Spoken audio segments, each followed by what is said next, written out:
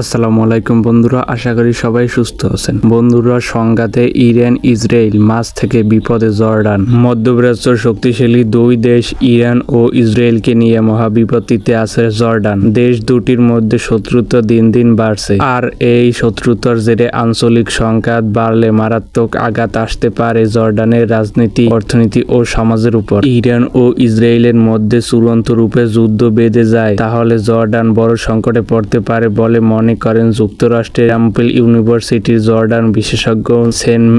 তিনি বলেন, জর্ডানকে খোলাখুলিভাবে জনচার্টে বাইরে থাকতে হবে। যুদ্ধ কোনো এক পক্ষের সঙ্গে হাত মেলাতে পারবে না তারা। সাম্প্রতিক মাসগুলোতে জর্ডান আরেকটা পরিস্থিতি পেয়েছে, এটি ফিলিস্তিনের গাজার যুদ্ধবিরতির মধ্যস্থতাকারী হিসেবে। এছাড়াও উপত্যকাটির পর্যাপ্ত তেহরান সহায়তা প্রবেশের সুযোগ করে দেওয়ার চেষ্টা চালাচ্ছে তারা। গত 7 অক্টোবর থেকে গাজায় হামলা চালিয়ে যাচ্ছে ইসরায়েল। এতে এখন পর্যন্ত 34,000-এর বেশি ফিলিস্তিনি নিহত হয়।